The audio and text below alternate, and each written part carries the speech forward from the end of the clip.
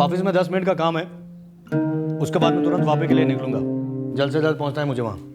अच्छा, और वापस कब आएंगे वापिस से? रात तो होनी है, लेकिन ज़्यादा देर होने वाली होगी तो मैं तुम्हें फ़ोन कर दूंगा श्रेया। चाय तो पीते जाते।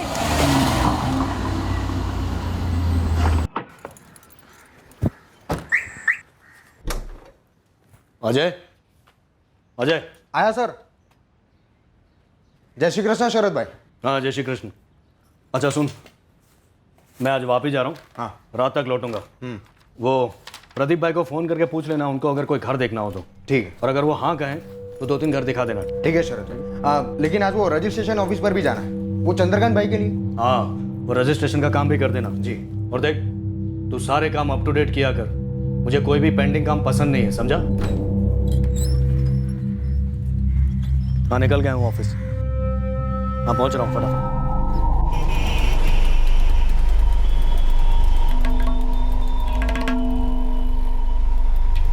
मम्मी, टहलने जा रहा हूँ, आधे घंटे में लौटूंगा।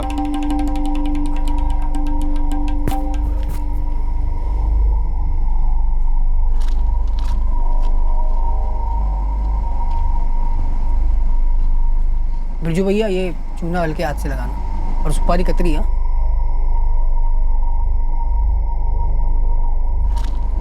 राजेश, पान खाएगा? ना ना पंकज, तू खा ले, मैं ठीक हूँ।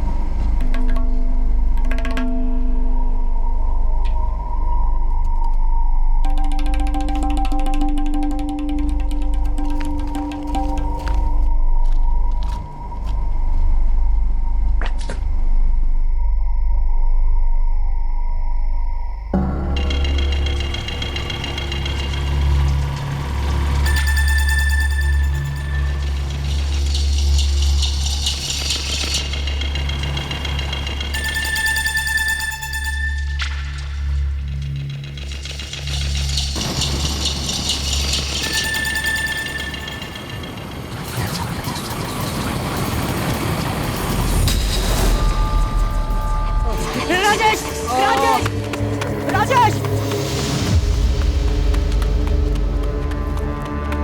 रमेश भाई, रमेश भाई, किसी ने राजेश पर हमला कर दिया है। क्या?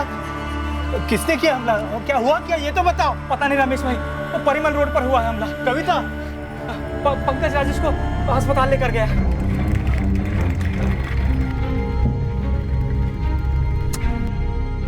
मैं बस वहाँ परिमल रोड पर मुड़ा, देखा तो एक बाइक जा रही थी। बाइक रुकी, बाइक वाला उतरा और उसने सीधा छुरा निकालकर राजेश पर वार करना शुरू कर दिया।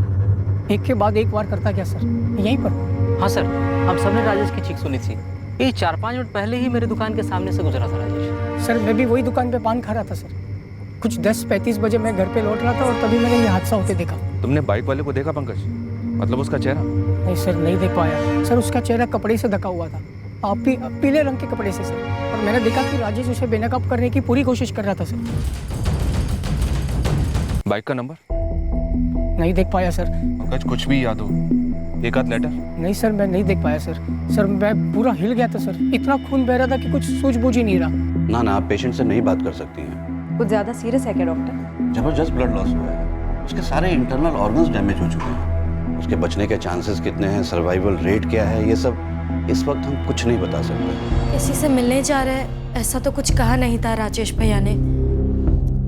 आदत है राजेश की, रात के खाने के बाद आधा घंटा टहलने जाता है वो। राजेश को तो मैं सालों से जानता हूँ सर। हाँ सर, यही अम्बे नगर में रहता है सालों से फैमिली के साथ सर। तो फिर उसकी ऐसी लड़ाई किसके साथ हो सकती है जो उसे चाकू ही मार दिया? मुझे नहीं पता सर। सर, ये तो आपको राजेश खुद बता पाएगा या फिर उसके घर वाले। हेलो, हाँ, कहाँ हो अभी? कब तक आओगे? अरे यार, हरीश भाई की गाड़ी पंक्चर हो गई है। हाईवे पे जो ढाबा है वहाँ पे हम लोग खाना खा रहे हैं। घर आते आते सुबह हो जाएगी।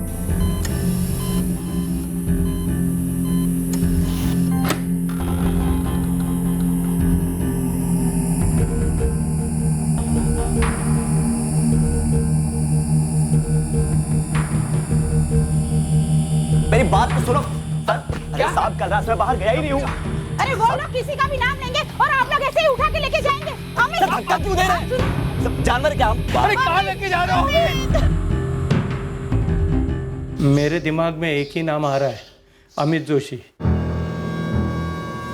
अमित जोशी रहता कहाँ है? हमारे ही मोहल्ले में। उसका मेरे बेटे राजेश के साथ झगड़ा हुआ था। सर मेरी गाड़ी राजेश की गाड़ी को सिर्फ टच करके निकली थी और गर्मा गर्मी में तू में हो गई। सर दिमाग फुल टॉस हो गया क्या मेरा, जो छुरा घोंप दूंगा। प्रीति, क्या तुम्हें भी यही लगता है कि अमित जोशी ने तुम्हारे भाई राजेश को चाकू मारा होगा? क्यों? तुम्हारे पिताजी तो दावे के साथ उसका नाम ले रहे हैं। पता नहीं मैडम, मुझे बस ऐसा लगता है कि अमित ऐसा नहीं करेगा। नहीं पहनता, क्या करेंगे आप? कुछ खास नहीं, जबरदस्ती बनाएंगे, तकलीफ होगी सिर्फ तुझे। साहिब मेरे पड़ोस में जतिन है, जतिन उदेशी दोस्त है मेरा। उस दिन सर हम दोनों साथ में बैठकर मेरे घर के बाहर 11:30 बजे तक गप्पे लड़ा रहे थे और जब बिरजू पान वाला खबर लेकर जा रहा था राजेश के घर, सर हम दोनों को सामने से होकर गुजरा था। खबर सुनते ही सारा मोहल्ला इकट्ठा हो गया परिमल रोड पर तू नहीं गया। सर मैं हमले के वक्त था ही नहीं और नहीं हमले के बाद था, मतलब मैं वहां पर था ही नहीं सर, तो मैं क्यों पहनूं ये? सर देखिए मुझे ये नाटक नहीं चाहिए। नाटक नहीं चाहिए इसीलिए तो कह रहे हैं पहन ले, निर्देश चौकटे पे प्लास्टर भी चढ़ सकता है। सर चल पहन ले, पहन। गुरु, तुम इस प्रीति का बैकग्राउंड चेक करवाओ।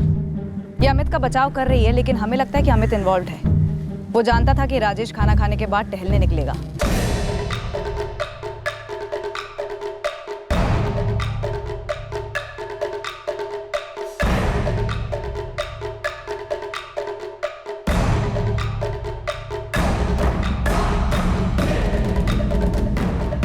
ये वो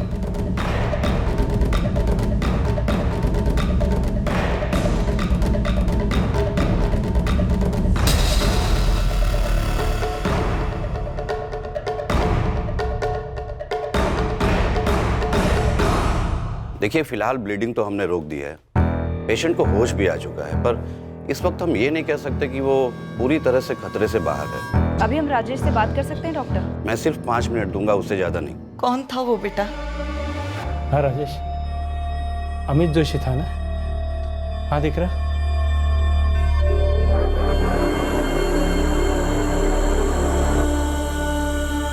ना सर, मुझे नहीं लगता कि ये वो है। पक्का? अब बस भी करो ना साहब, वो ना कह रहा है और आप अब भी उसे हाँ बुलवा रहे हैं। सर, राजेश को होश आ गया है, बात करेगा। फैमिली वाले कह रहे हैं कि वो हमलावर को पहचानता है। मूव। अब मैं जा सकता हूँ? अभी नहीं भाई, उस राजेश को नाम तो लेने दे।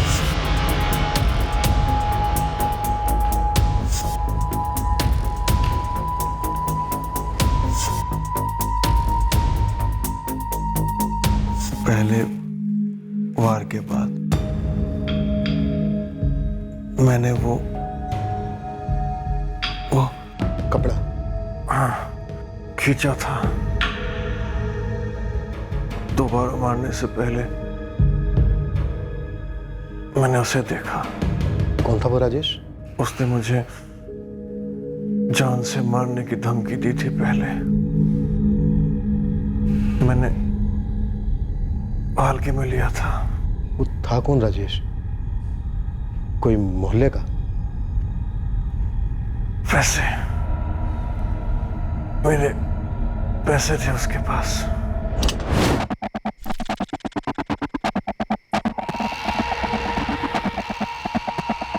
शरद भाई, शरद सोलंकी। पैसे हैं नहीं देने के लिए तो कहां से दूं भाई? शरद भाई, आपने कहा था कि आप 1 हफ्ते में पैसे दे दोगे। 2 महीने हो गए और आप मुझे अभी बता रहे हो कि आपके पास पैसे नहीं देने के लिए। अबे 25,000 रुपए के लिए रोज आके मेरे साथ माथापच्ची करेगा क्या? 25,000 रुपए की वजह से तेरी बहन प्रीति की शादी रुकने वाली है। अरे आप जैसे 8 लोग और हैं, मैं सबसे सारे पैसे इकट्ठा कर रहा हूँ, मिलाकर अच्छे खासे होते हैं। शादी जून में है, जून दूर नहीं, और आपको ऐसा मजाक लग रहा है? ए, आवाज नीचे।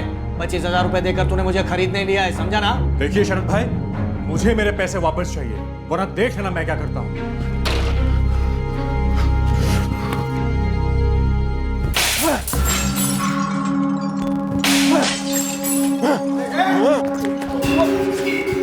मेरी ऑफिस में तोड़-फोड़ करेगा तू? हाँ?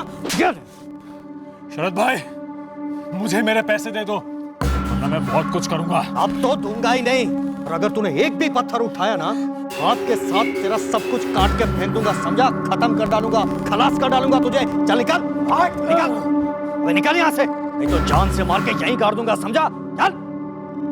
वो मेरे पैसे थे, प्रीति की शादी है तो मैंने सबको दिया हुआ पैसा मैं वापस ले रहा था। शरद भाई से मुझे 3 घर के ब्रोकरेज का कमीशन लेना था। प्रीति की शादी के लिए मैं वो पैसे लेने गया था। मुझे उन पैसों की बहुत जरूरत थी।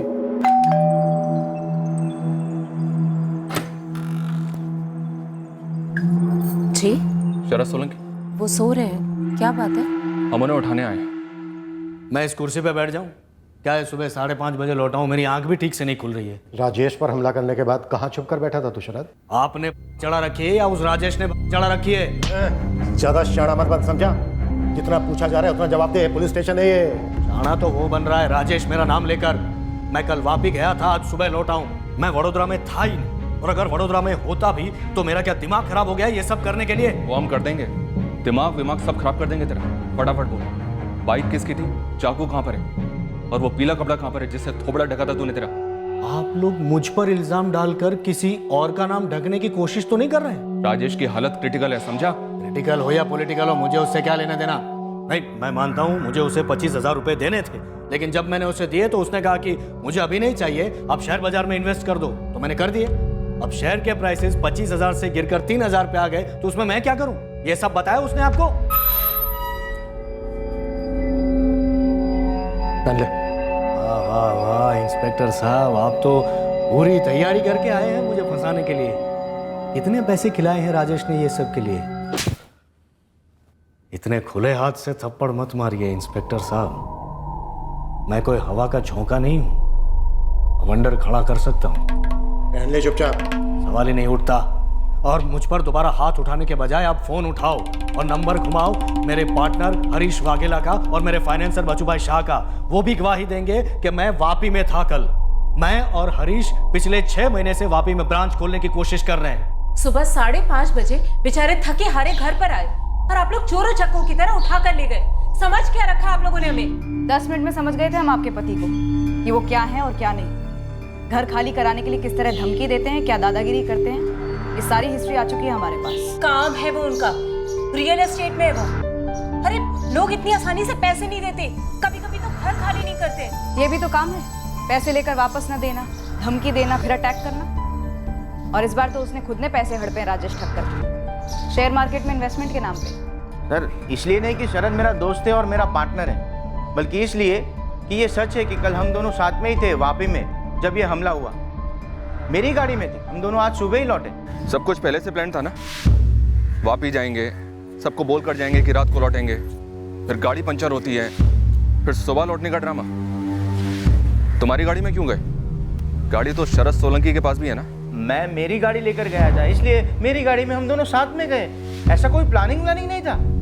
सर, आप क्या मुझे क्रिमिनल समझ रहे हैं क्या? सर, शरद जैसा भी होगा, लेकिन इस प्लानिंग में मैं उसका साथ नहीं दूंगा। अरे हाँ साहब, आप बच्चू भाई को पूछिए ना, वापी में वो भी उधर ही थे। मेरे को काय को इस जमेले में घसीट रहे हो साहब? मैं वडोदरा नहीं आने वाला कोई बयान देने। हाँ, अरे धंधे का टाइम है साहब, और एकदम साफ सुथरा धंधों से मालिक। झगड़ो मारामारी खून खराब यहाँ होता ही नहीं, क्योंकि मैं करता ही नहीं ना। समझा बच्चू भाई, लेकिन स्टेटमेंट तो देना ही पड़ेगा। शरद अभी का नाम दे रहा है, वो कह रहा है कि कल रात तक वो आपके साथ था वहाँ वापी में। हाँ तो था ना, वो और हरीश दोनों आए थे यहाँ पर, लेकिन मैं ये राजेश को नहीं जानता।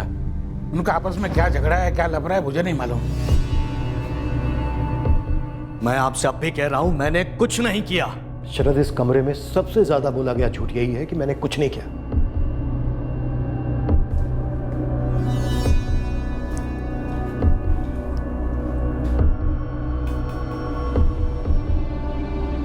ये सब क्या नौटंकी चल रही है? कौन है ये तोताराम गवाह जो आपका गाना गाएगा? है कौन ये? मेरी माँ भी बचपन में मुझे रोज धमकी देती थी साहब, लेकिन ऐसा थोड़ी होता है। धमकी दी तो बंदा करेगा। अबे ज्ञान नहीं चाहिए तेरा, वो है मेरे पास, मुझे सीधे सीधे जवाब चाहिए। उसने धमकी दी थी या नहीं? दी थी। और ये वापस जाने वाला बहाना, ये प्लान था क्या? मुझे किसी भी प्लान वान के बारे में कुछ नहीं पता है। शरद भाई ने बोला कि वो वापस जा रहे हैं, तो बस मेरे लिए उतना ही मतलब बनता है सर।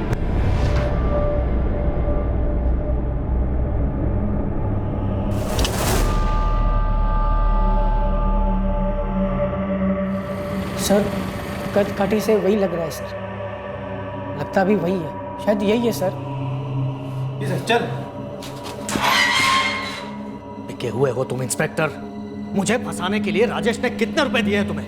तूने खुद अपने आप को फंसाया शरद सोलंकी। राजेश टक्कर की कंडीशन अब और बिगड़ते जा रही थी, उसका बचपना मुश्किल लग रहा था। सर, डॉक्टर का फोन आया था, वो लोग राजेश को तीसरे ऑपरेशन के लिए लेके जा रहे हैं, उम्मीद कम रखने को बोला है। लेकिन उन्होंने कहा था अब ठीक होगा।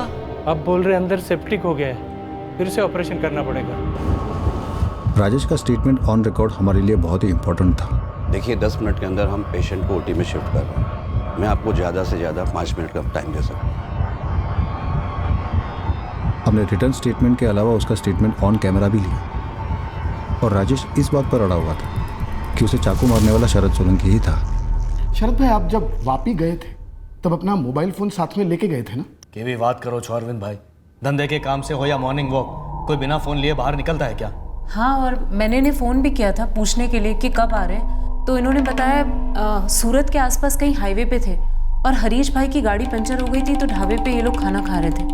सब एक जैसा बोलेंगे जब भी बोलना पड़े, किसी के भी स्टेटमेंट में हेर फेर नहीं होनी चाहिए, ठीक है? राजेश टक्कर ने ऑपरेशन टेबल पर दम तोड़ दिया।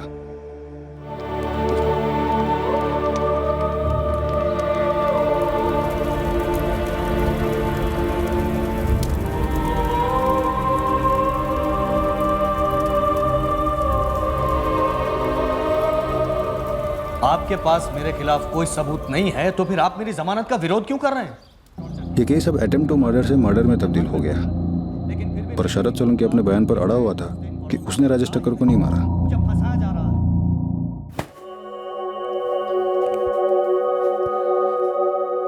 गिरीश और उसके घर वाले मान गए हैं, शादी बिल्कुल सादगी से होगी। मम्मी, मेरे अंदर कुछ टूट सा गया है। ऐसे नहीं बोलते, राजेश का सपना था तेरी शादी अच्छे से हो और इसके लिए वो मारे भी गए। हम सब दुखी है बेटा, अंदर से टूट गए हैं, पर राजेश की इच्छा थी जो कुछ भी हो तेरी शादी नहीं रुकनी चाहिए। मैंने थोड़े पैसे जेएस के पास रखे हैं,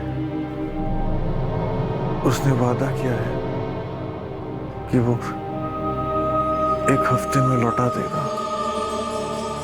जो भी हो पप्पा, प्रीति की शादी नहीं रुकनी चाहिए। काका ये 75,000 राजेश ने मुझे 60 दिए थे 15 ब्याज के। काका मैं इस समय बोलने का मतलब तो नहीं है, लेकिन बोलना चाहता हूँ मैं। ये राजेश को शरद भाई से पंगा नहीं लेना चाहिए था। उसे पैसों की जरूरत थी तो मुझे बोलता, मैं लौटा देता ये वाले। बेटा जयेश, शायद राजेश को ये पता नहीं था कि 25,000 रुपये के लिए वो जानवर शरद सोलंकी उसकी जान ले लेगी। डिक्री, तेरे पप्पा जून की तारीख नहीं बदलेंगे। राजेश ने तय की थी, शादी उसी दिन होगी।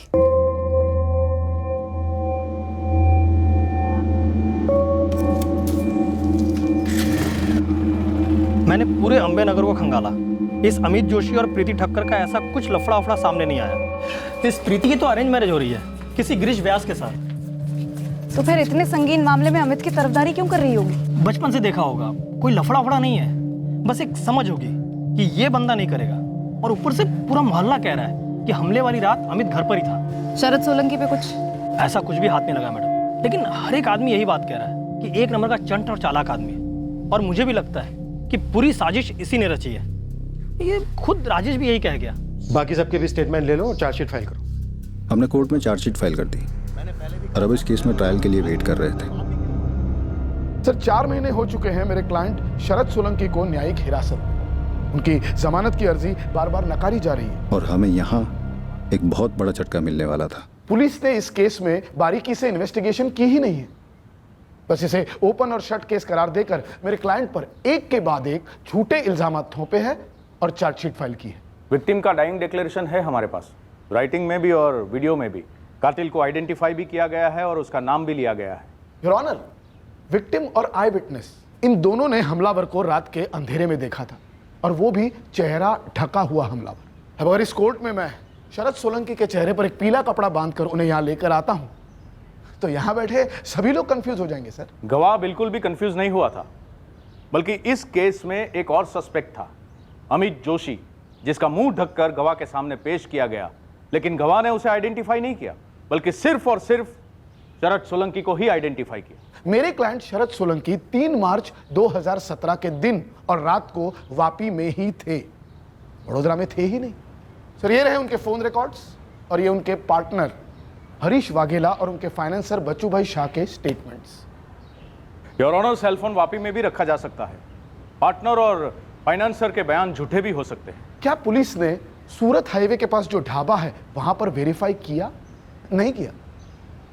जबकि मेरी क्लाइंट की वाइफ श्रेया ने 4 तारीख को रात को 12:15 बजे मेरे क्लाइंट को कॉल किया था, जब वो वापी से लौट रहे थे और सूरत हाईवे के पास किसी ढाबे पर डिनर ले रहे थे। अब इस बात का जिक्र पुलिस की चार्जशीट में कहीं पर है ही नहीं। और सर एक और बात, उस मोटरसाइकिल का क्या हुआ जो कातिल ने कत्ल के वक्त इस्तेमाल की थी? क्योंकि मेरे क्लाइंट को तो मोटरसाइकिल चलानी आती ही नहीं है, उनके पास 2 व्हीलर का लाइसेंस तक नहीं है। Approach sir.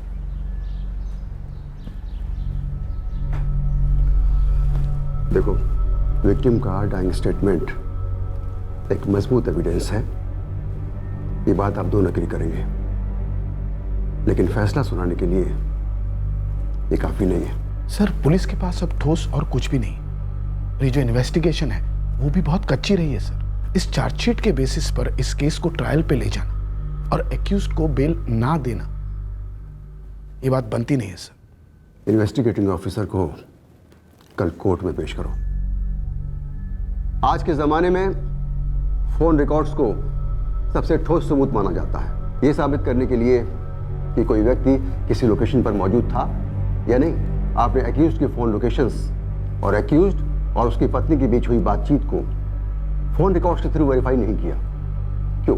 क्योंकि सर हमें मजबूत अंदेशा हो रहा था कि एक्यूज का वापी में होना, सूरत हाईवे पर होना, ये एक साजिश थी, प्लान था। फिर भी तहकीकात की कड़ियां जोड़ने के लिए आपको अपने हर अंदेशे को सबूत के साथ पेश करना था। सर विक्टिम ने मरने से पहले एक्यूज का नाम और कत्ल का मकसद दोनों साफ साफ बता दिया था। वो सब हम जानते हैं इंस्पेक्टर, लेकिन पीड़ित के बयान के अलावा इस केस से जुड़े हुए हर पहलू को वेरीफाई किया जाता है कि नहीं, ये पुलिस का रेगुलर प्रोसीजर है या नहीं है सर। ये कोर्ट इस केस को फिर से इन्वेस्टिगेट करने का ऑर्डर देती है।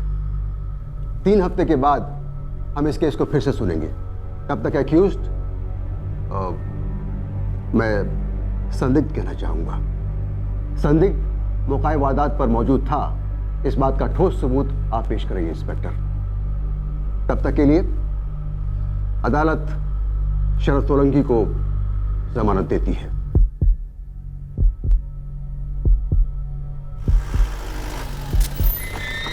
हमें नहीं मालूम था अब इस केस में नया क्या हाथ लगने वाला था। हमें नहीं मालूम था कि पीड़ित राजेश ठक्कर की डाइंग डिक्लेरेशन के अलावा कौन सा सबूत हमें शरद सोलंकी का गुनाह साबित करने में मदद करने वाला था। चाय।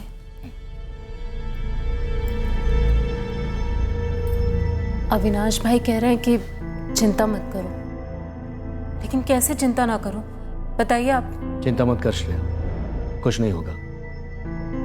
सीधी सी बात है, मैंने कुछ किया ही नहीं, मुझे फंसाया जा रहा है। सर मैंने अपने पहले ही बयान में आपको बताया, सूरत हाईवे पर है जय माता दी ढाबा।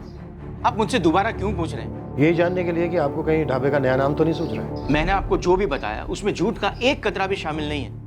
मेरी शरद के साथ सिर्फ और सिर्फ धंधे में भागीदारी थी, उसकी निजी जिंदगी के बारे में मैं कुछ नहीं जानता हूँ। शरद रात को 12:45 पर सूरत हाईवे पर हरीश वाघेला के साथ जहां तुमने डिनर किया था, उस ढाबे का नाम क्या था? जय माता दी ढाबा। हम जब भी वापस से लौटते थे हमेशा वहीं खाना खाते थे। तो हमेशा रात को 12:15 पर ही डिनर करते हो? आपने दिल से ठान ली है कि मुझे गुनहगार साबित करना ही है, लेकिन उससे पहले आप एक बार जय माता दी ढाबा जाइए, उससे लगकर जो गराज है वहां भी इंक्वायरी कीजिए। हरीश भाई की गाड़ी का पंक्चर हमने वहीं बनवाया था। सर शरद सोलंकी के फोन की लोकेशन 3 मार्च की रात 12:15 बजे सूरत हाईवे पर ही है। अगर ये सब कुछ प्लान्ड है तो फोन लोकेशन तो वो होना ही था। श्रेया सोलंकी के फ़ोन की लोकेशन घर पर ही है, यहीं वडोदरा में? जी सर। फ़ोन की लोकेशन X है, तो ज़रूरी नहीं है कि फ़ोन का मालिक भी वहीं हो। फिर भी हमें सूरत के हाईवे के पास वाले जय माता दी ढाबा जाना ही है, सबूत इकट्ठा करने की। शरद और हरीश वाकई में वहाँ खाना खा रहे थे। हरीश की गाड़ी में वाकई में पंचर हुआ था। अब की बार कोर्ट में डाउट की कोई गुंजाइश नहीं होनी चाहिए।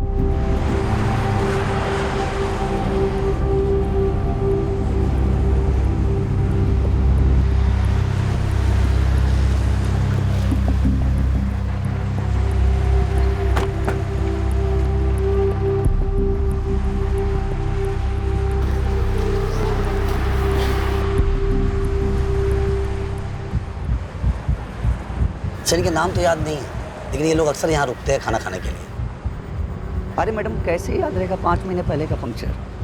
अगर कोई अनोखी गाड़ी होगी, बड़े आदमी की बड़ी गाड़ी होती तो फिर भी शायद याद आता। सर उतना भी याद नहीं है कि 3 मार्च की रात को 12:15 पे ये लोग आए थे कि नहीं आए थे। जरा सा भी याद नहीं है?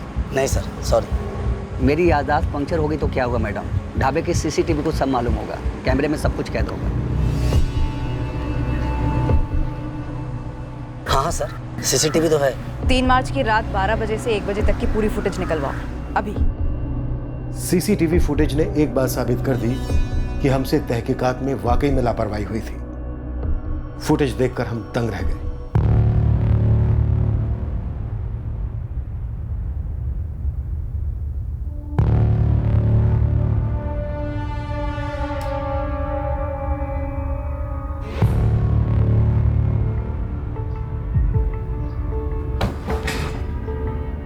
सर वडोदरा से सूरत हाईवे के पास वाले ढाबा तकरीबन 140 किलोमीटर दूर है।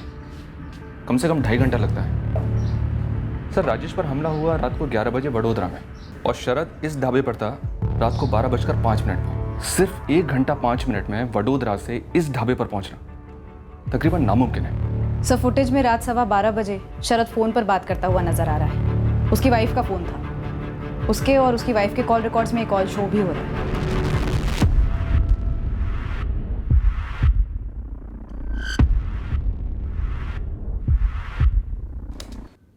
तो फिर मरते मरते राजेश ठक्कर ने शरद सोलंकी का नाम क्यों लिया? झूठ बोला उसने शरद को फंसाने के लिए। लगता तो ऐसा ही है सर। मेरे साथ इतना बदसलूक किया, मेरा चेहरा ढका, बकवास की, धमकियां दी, इतने दिन में जेल में सड़ा। इसकी क्या भरपाई होगी सर? गलती हुई है हमसे शरद, उसके लिए हम तुमसे माफी चाहते हैं। आपने मेरा वक्त जाया किया, मेरी खोई हुई इज्जत वापस मांगता हूं मैं। दे पाएंगे? नहीं दे पाएंगे, लेकिन इतना पक्का है कि हमें गुमराह किया गया। एक बात बताइए सर, आपने मेरा चेहरा ढका और एक चश्मदीद गवाह को मेरे सामने पेश किया, फिर वो कौन सा था जिसने ये कहा कि वो पीले कपड़े वाला आदमी मैं हो सकता हूं? वो पंकज था, पंकज राजेश का दोस्त। कहीं वो पंकज गुप्ता तो नहीं जो कंचन पार्क में रहता है? हाँ वही था। तुम जानते हो उसे? बहुत अच्छी तरह से जानता हूँ, 1.5-2 साल पहले नौकरी करता था मेरे यहाँ। पंकज का हाथ हो सकता है इसमें? कमाल करते हैं इंस्पेक्टर साहब। पहले आप मेरे खिलाफ एक गवाह पैदा करते हैं, फिर मुझे से पूछते हैं कि वो गवाह गुनहगार तो नहीं। क्या तरीका है काम करने का? इससे अच्छी तहकीकात तो मैं खुद कर लेता।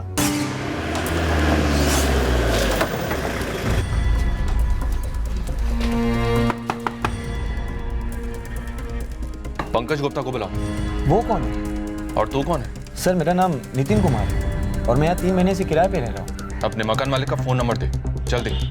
તમે જો ફોન નંબરનો સંપર્ક સાધવા માંગો છો તે મોબાઈલ સ્વિચ ઓફ છે। सर पंकज गुप्ता का फोन स्विच ऑफ आ रहा है। तुरंत फोन रिकॉर्ड देख लो।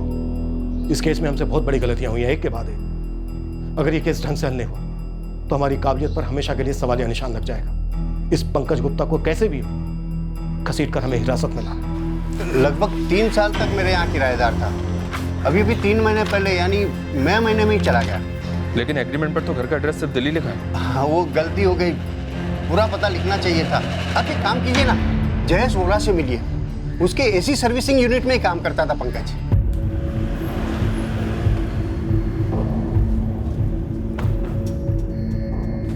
जयेश वोरा तुम ही हो? हाँ जी साहब। क्या हुआ साहब? ये पंकज गुप्ता ने नौकरी छोड़ दी क्या? साहब वो तो मई महीने में अपने घर चला गया था। दिल्ली? हाँ जी दिल्ली।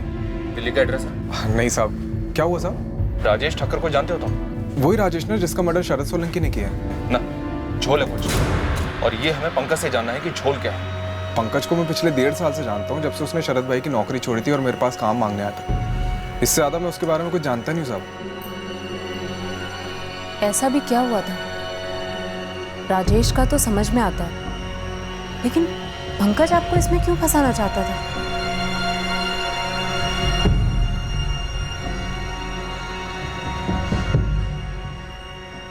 ए पंकज, जा चाय बोल के आ। खाना खत्म करके जाता हूँ। अबे अंदर कस्टमर बैठा है, तेरे को खाने की पड़ी है, जाना चाय बोल के आना। बोला ना शरद भाई, खाना खत्म करके जाता हूँ। हो गया खाना, अब जा चाय बोल के आ। अरे आंसू शरद भाई, ऐसे कोई खाना फेंकता है क्या? ये जो खाना तेरे मुंह में तू ठूंस रहा है ना, वो मेरे पैसों से आता है। मैं उसे फेंक दूं या जला दूं, मेरी मर्जी। चल जा चाय बोल के आ। नहीं लाऊंगा। नहीं लाएगा? तेरा बाप में नौकर जो हूँ, काम करता हूँ मैं यहाँ पे, नौकर नहीं उतरा। अबे नहीं करना, यहाँ से उठा तेरा टिफिन और भाग यहाँ से। अरे नहीं करना काम तेरे पास, चल साले। तो मत करना, उठा ये तेरा टिफिन, आज के बाद नजर नहीं आना मुझे। उस झगड़े के गुस्से में पंकज ने इतनी बड़ी साजिश रची। लोग गुस्से में क्या नहीं कर जाते, लेकिन राजेश को क्या फायदा हुआ अपने आप पर अटैक करवा के? वो भी ऐसा जिसमें उसकी जान चली गई। मतलब क्या वो पंकज की बातों में ऐसे ही आ गया?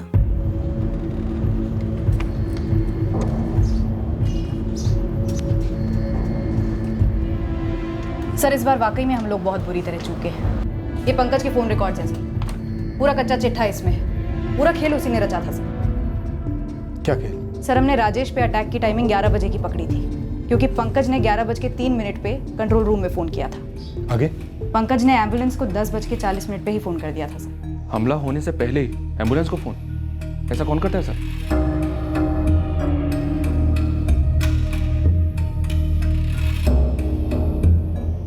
हेलो, यहाँ परिमल रोड पे अम्बेनगर के पास एक एम्बुलेंस भेजिए। एक आदमी पर चाकू से हमला हुआ है, बहुत खून बह रहा है, जल्दी भेजिए। तो पीले गमछे वाला बाइक पर आया हुआ हमलावर मनगढ़ंत हो सकता है। लेकिन सर राजेश इस प्लानिंग में शामिल क्यों होगा? वो खुद के कत्ल का झूठ क्यों बोलेगा? शायद राजेश और पंकज के बीच में कोई साठगांठ हो, इस शरद सोलंकी को फंसाने के लिए। मतलब सिर्फ शरद को फंसाने के लिए राजेश ने खुद पर ऐसा हमला करवाया? राजेश ने झूठा बयान दिया? जी, शरद सोलंकी उस रात उस वक्त वडोदरा में था ही नहीं। पर क्यों? प्रीति, कविता जी, राजेश ने अपनी जान गंवाई, झूठा बयान दिया। क्या पंकज के साथ उसकी कोई साठगांठ थी? कैसी साठगांठ? मैडम मेरे भाई की जान गई है। ये तो पंकज गुप्ता ही बता सकता है, लेकिन राजेश के मरने के बाद से वो फरार है। हमें पता चला है कि वो दिल्ली का रहने वाला है। क्या आप लोग जानते हैं कि वो दिल्ली में कहाँ रहता है?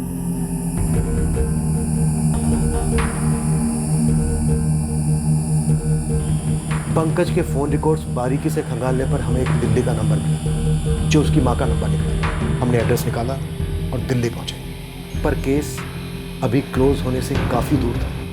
हम पंकज की तलाश में एक अजीब सी अंधी गली में गुमराह हो गए। क्यों? क्या किया है मेरे बेटे ने साहब? पंकज शायद किसी जुर्म में शामिल है। कहाँ है वो? मई महीने में आया था घर पे वडोदरा से, पूरा 1 हफ्ता रहा यहाँ, बिल्कुल मायूस। उसने घर से बाहर एक कदम तक नहीं निकाला था।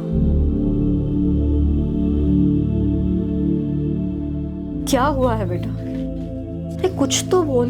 उस पूरे हफ्ते ना दोस्तों से मिलने गया, ना काम की तलाश की। मैंने लाख कोशिश की पता करने की कि माजरा क्या है, पर उसके बर्ताव से लग रहा था कि उसने कुछ खोया है और किसी को उस बारे में बता नहीं पा रहा है। पंकज इस वक्त कहाँ हो सकता है शीला जी? घर से निकलते वक्त उसने एक शब्द नहीं कहा था। मई में जब वो यहाँ से निकला, उसके बाद से कोई कॉल किया आपको उसने? नहीं ना, तभी तो मैं इतनी परेशान हूँ। मैंने कितने बार फोन लगाया उसे, पर उसका फोन बंद ही आ रहा है। सर पंकज की माँ के फोन रिकॉर्ड चेक करें, वो सही बोल रही है। फोन टैपिंग पर डाल दिया उसने कहा पंकज मायूस था। हाँ। सर ये बंदा जो हुआ कहीं उसे लेकर बहुत दुखी तो नहीं हो गया? और प्लान क्या था इसका और राजेश का मकसद क्या था? हमें इस पंकज को जल्द से जल्द ढूंढना होगा। साहब मेरी ऐसी कोई दोस्ती नहीं थी उससे जो नौकरी छोड़ने के बाद मुझसे कांटेक्ट करे। जयेश, मुश्किल घड़ी में इंसान हर किसी के दरवाजे पर दस्तक देता है। अगर तुम्हें उसका फोन आए तो उसे बोलना नहीं कि हम उसे ढूंढ रहे हैं, बस हमें इन्फॉर्म करना तुरंत। जी साहब, ज़रूर, आपको बोलने की ज़रूरत नहीं साहब। साहब लेकिन एक बात समझ नहीं आ रही कि पंकज और राजेश ने ऐसा किया क्यों? जब तक पंकज हाथ नहीं लगता, हमें इस साजिश का मकसद ही पता नहीं चलता। जिसमें मौत 2 में से एक षड्यंत्रकारी राजेश ठक्कर की ही हुई थी। दूसरी ओर पंकज की मां का फोन 24 घंटे निगरानी पर था, पर पंकज ने एक बार भी उसे कॉल नहीं किया। हमारी दिल्ली की टीम ने पंकज को खोजने में कोई कसर नहीं छोड़ी, पर कोई भी लीड हाथ नहीं लगी। समय गुजरता गया। हमें अब ऐसा महसूस होने लगा कि शायद पंकज कभी हाथ नहीं आएगा। साजिश फेल होने की मायूसी में, या फिर वो कहीं और जाकर बस गया था, अपनी मां से भी दूर, या फिर कुछ और ही हुआ था। ये हमें पता चला पंकज की खोज के 6 महीने होने के बाद, जब जुर्म को 1 साल हो गया था। आखिरकार पंकज हमें मिल गया, जब वो खुद से अपने घर लौटा।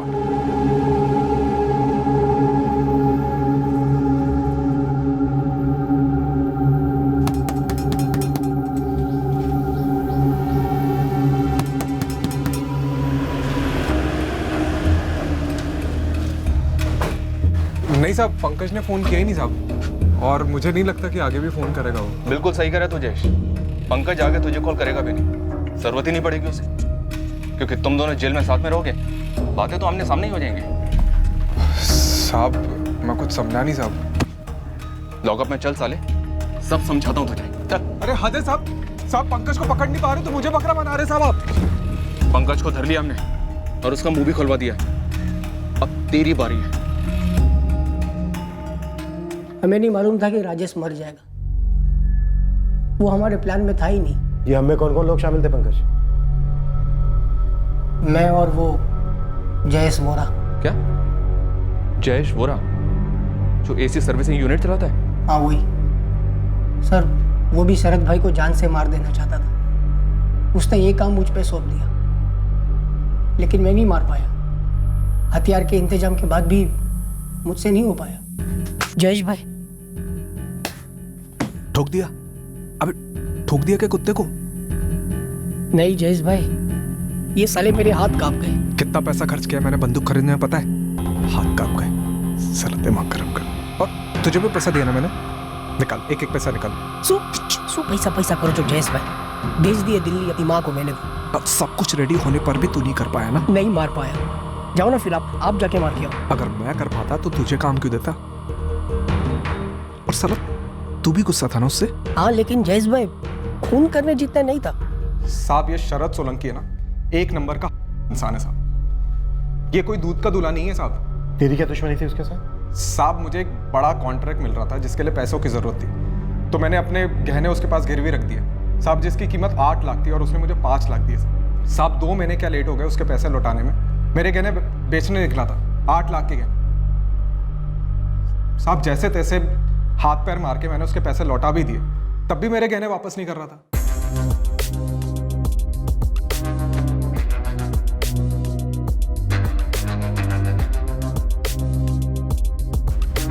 ये सब तूने किया ना? अरे शरद भाई, ये तो फिल्म का ट्रेलर है, और आपसे ही तो सीखा है कि ऐसे लोगों की फाड़ते हैं। अब पुलिस तुझे फाड़ेगी। अरे शरद भाई, पुलिस वो कुल्हाड़ी है जो आप अपने पैरों पर मार रहे हैं। पुलिस मेरी फाड़ेगी ना, तो मैं भी तो अपना मुंह फाड़ूंगा। मैं भी तेरा नुकसान कर सकता हूँ। वो जब आप कल आएंगे ना यहाँ पे, तब दिख जाएगा। आज तो बोर्ड उतारा है नीचे, लॉक चेंज किया। कल का पूरा प्लान है, आपकी एक एक क्लाइंट को फोन करके बता दिया जाएगा कि आपका धंधा चौपट हो गया, आपके सारे पैसे डूब चुके हैं। फिर देखना यहाँ पे कैसी लाइन लगती है और आपके कपड़े कैसे फटते हैं। मैंने आपका पूरा पैसा लौटा दिया, अब आप भी मेरे गहने लौटा दो और किस्सा खत्म करो, वरना 8 लाख के चक्कर में आपका दुगना नुकसान कर सकता हूं साहब। मैंने फिल्मों वाले गुंडों के जैसे उसको धमकाया, तब जाके उसने मेरे गहने वापस किए साहब। ये 1 नंबर का लीचड़ हरामखोर आदमी है साहब। तो इस सब में राजेश को बलि का बकरा क्यों बनाया? बलि का बकरा बनाने का कोई प्लान ही नहीं था साहब, सब गड़बड़ हो गया बुरी तरह। राजेश को भी शरद भाई से रंजिश थी, जयेश भी बदला चाहता था, और मैं भी उसे तड़पते देखना चाहता था। इसलिए मैंने राजेश को अंदर खींचा और हम लोगों ने प्लान बनाया जिससे शरद भाई को जेल होती। सर, हमारा मकसद सिर्फ इतना ही था कि ये कुत्ता जेल जाए और सड़े वहां बस। देख राजेश, तू डर मत, बिल्कुल मत डर, एक जरा सा घाव होगा बस, है ना? और उसके बाद हम सारा जिम्मा शरद सोलंकी पे डाल देंगे।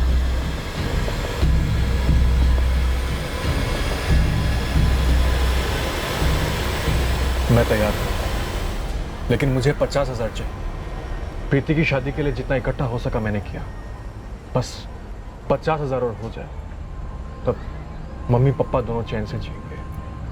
लेकिन साला ये शरद पहले से मेरे 25,000 खा बैठा है। हाँ तो तभी तो बोल रहे हैं, हम तीनों मिलकर उसको सबक सिखाएंगे ना।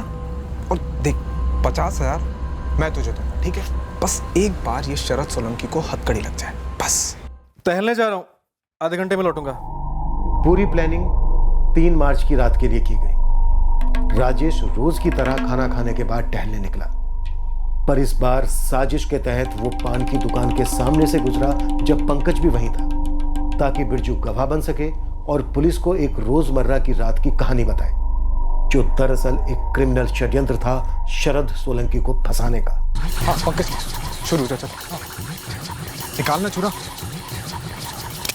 देख पंकज, संभल गया, वो ऊपर से, बिल्कुल हल्के से। हाँ हाँ आ गए। हाँ रुक मत ना, छुरा चला, एम्बुलेंस आने के पहले खत्म करना चाहिए। राजेश मर जाएगा कभी ये सोचा ही नहीं था सर। हाँ साहब, वो ये भी नहीं सोचा था कि उसी रात शरद वडोदरा में नहीं होगा। पता होता तो किसी और दिन प्लान करते। शायद करते साहब, लेकिन एक बात बोलूं, मैंने अपना वादा निभाया। ये राजेश के घर वालों को मैंने 50,000 रुपए दिए, दरअसल उससे ज्यादा ही दिए साहब, 75,000 दिए। दिल क्या पाप, झाड़ दिया पल्ला। इतना भद्दा और बेवकूफी भरा प्लान बनाया और इतना खतरनाक भी।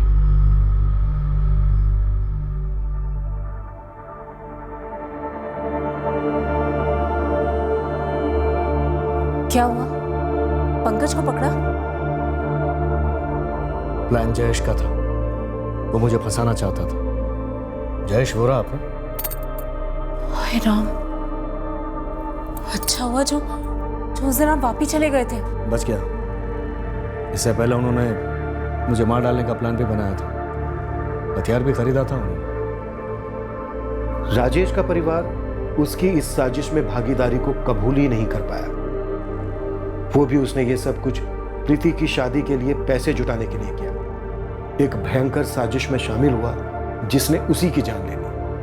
और लंबे अरसे तक हम भी इस केस में गुमराह होते रहे, क्योंकि हमारी इन्वेस्टिगेशन में वाकई में कुछ गंभीर खामियां रही थी।